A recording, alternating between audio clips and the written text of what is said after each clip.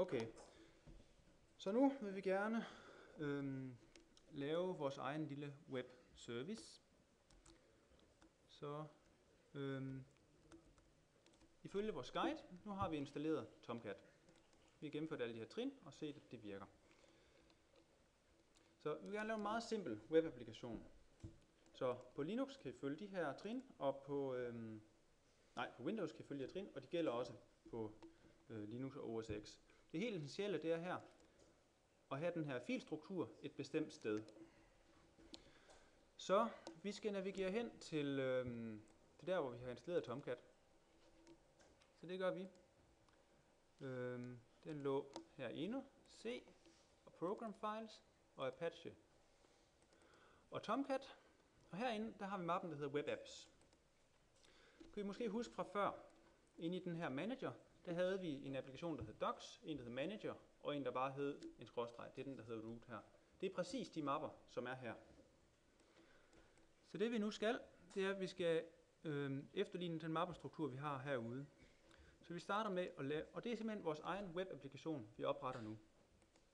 Så vi laver en folder. Den foreslår, at vi kalder den for test-app, så det gør vi. I kunne have kaldt den hvad som helst.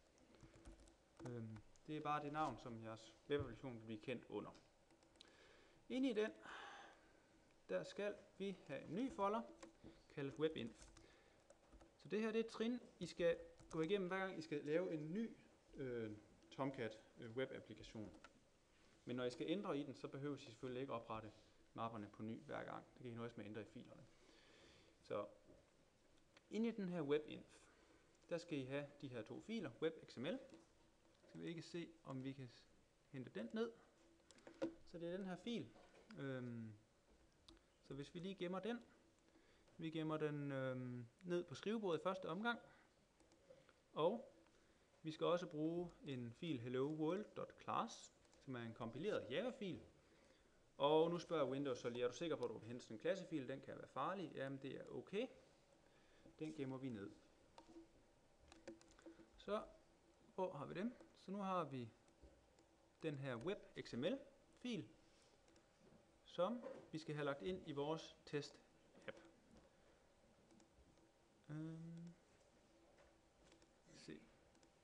Yes, så vi skal kunne have lagt web.xml-filen herind. Så hvis du lige væk. Hvor blev den af? Den er dernede. Den lægger vi ind her, inde i webinf.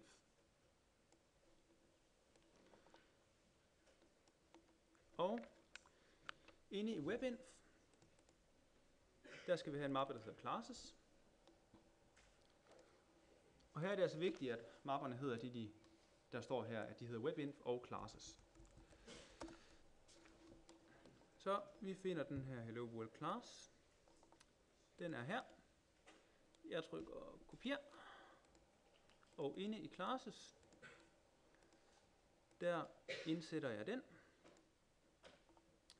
Så er det ikke noget med, at jeg nu kan se, jo.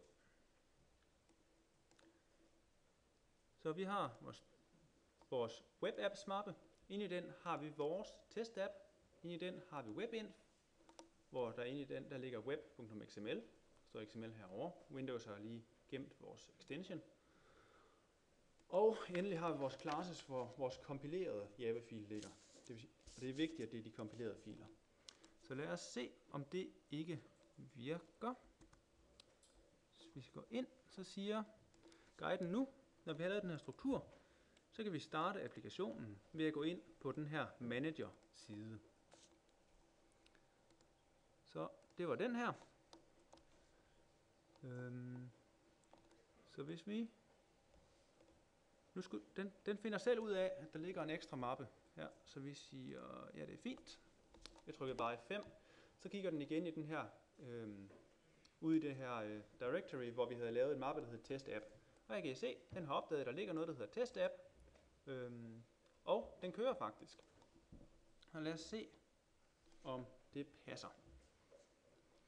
Den skulle gerne bo på den adresse, der hedder et eller andet, der slutter på test app, præcis det samme som jeres mappernavn er.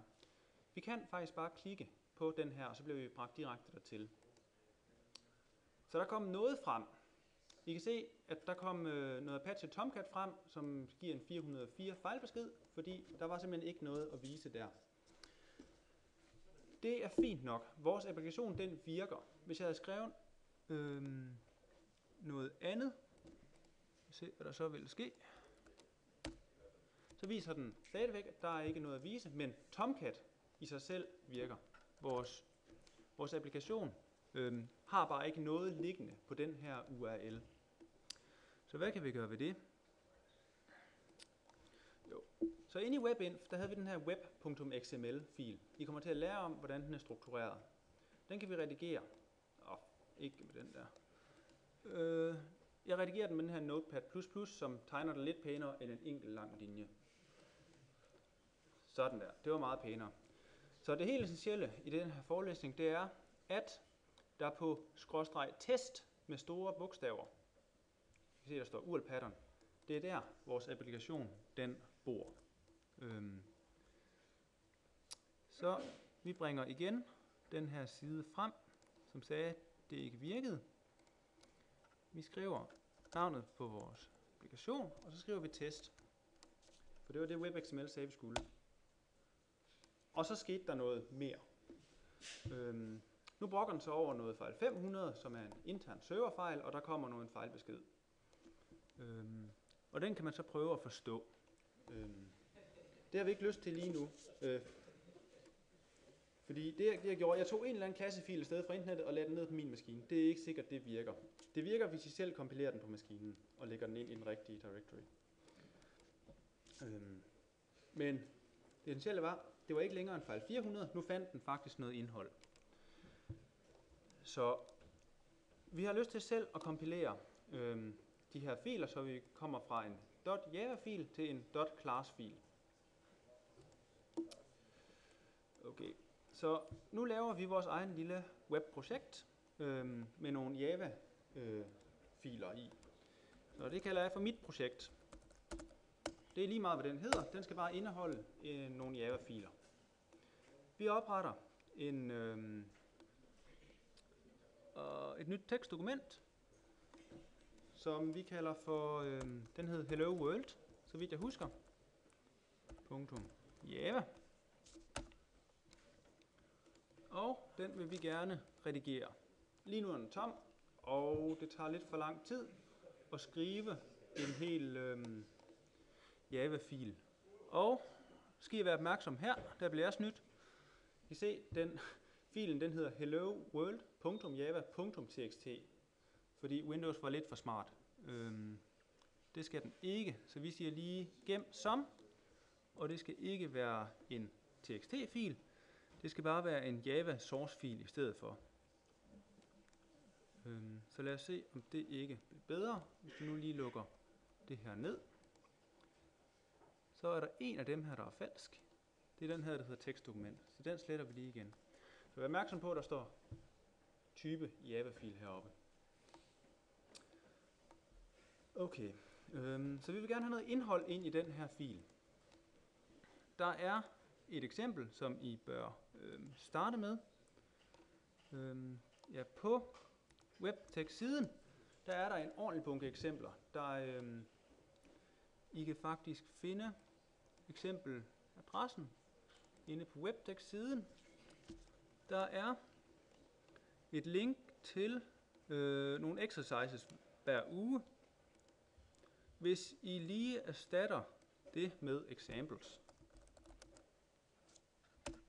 så kommer den her liste frem. Så nu bruger jeg det bare lige til hurtigt at få den her Hello World ting frem. Så vi slipper. Så her har vi en Hello World.java-fil. Det er fint.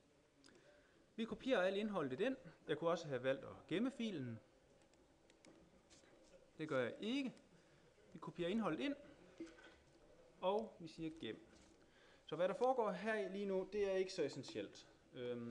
Men den kommer til at vise noget HTML i vores Tomcat, på vores Tomcat server. Yes. Så i mit projekt, der har vi nu den her fil til at ligge, som indeholder noget Java kildekode. Så nu skal vi have den lavet om til en class-fil. det kan være lidt besværligt på Windows at kompilere Java-filer. Til at starte med, før man overhovedet tænker på, hvad det er, man kompilerer, så starter man med at se, har man Java C installeret. Så vi i den her, klik hernede, skriv cmd og enter, vi får kommandolinjen frem, skriver Java C heroppe og trykker enter. Jeg er heldig, det virker. Hvis den siger, Java C ikke findes, så skal I igennem en lille guide, som kan være ret omstændig. Nu viser jeg det ret hurtigt, men der er rigtig mange guides til det på nettet, hvis I skriver Java C og Windows.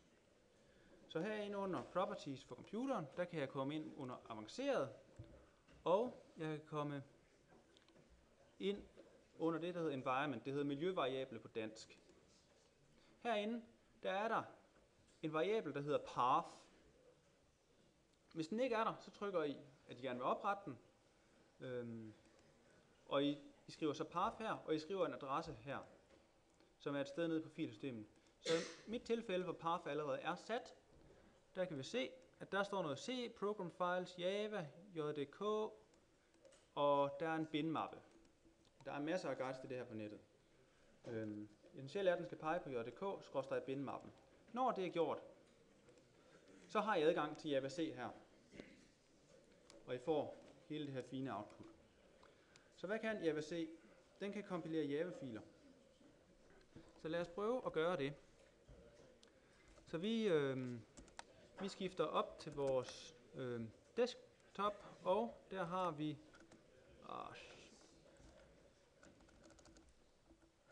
vi vores mit projektmappen liggende.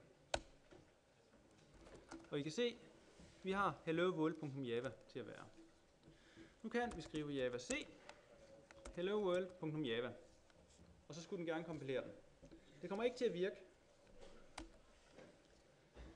fordi den brokker sig over, at der er noget, der hedder HTTP-servlet, som ikke findes.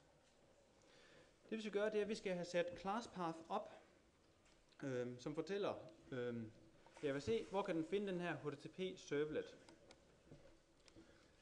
Den ligger inde i en jar-fil i Tomcat-installationen. Så hvis vi finder der, hvor Tomcat var, den ligger herinde under Apache, Tomcat, og herinde under lib. Og her er det helt essentielle, at der er noget, der hedder servletapi.jar. Windows har valgt at skjule, den hedder jar, men det står herovre. Så hvis vi for nemheds skyld højreklikker heroppe og siger kopier adressen som tekst, så slipper vi for at skrive det hele selv. Og så kan vi sige til vores Java C, som brokkede sig, trykker lige pil op for at få alt det, jeg skrev før, at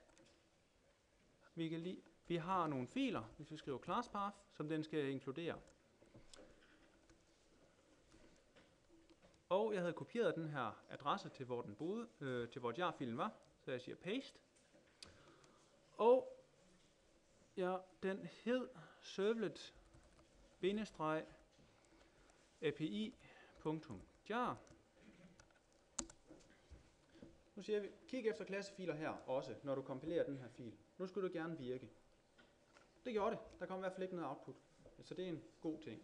Vi kan faktisk se her, hvis vi skriver dir, at nu ligger der en .class-fil. Så nu skulle det gerne være sådan, og vi kan se, at Windows viser det også herude.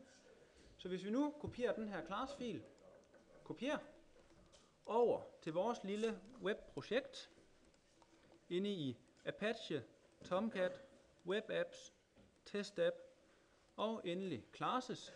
Vi sletter lige den gamle class først. Delete. Og så paster vi den, som vi netop havde kompileret selv. helloworld.class. Yes. Nu skulle vi gerne være lidt heldigere. Så i stedet for at få en fejl 500, skulle vi gerne få at vide, hvad klokken er. Det gjorde vi ikke. Det er fordi mangler det helt essentielle i Tomcat. Den holder ikke øje med filsystemet, som man måske skulle synes, den burde gøre for os. Så vi går ind på den her Manager app igen. Den huskede jeg var logget ind med HTTP Basic App. Den siger godt nok, at testapp den kører, men vi har ændret på klassefilerne siden sidst, så nu trykker vi på reload.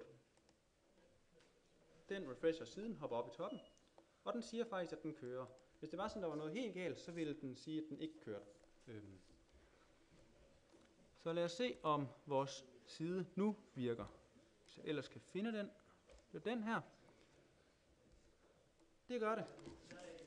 Det er fantastisk. Okay.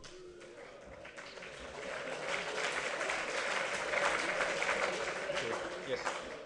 Så de her trin bliver bedt om at gennemgå selv. Tiltø. Så vidt jeg er informeret, så er det næsten et krav. Tiltø, at I kommer igennem dem, fordi det er helt essentielt for jeres videre færd i kurset, at I har en kørende Tomcat. Så tak for i dag.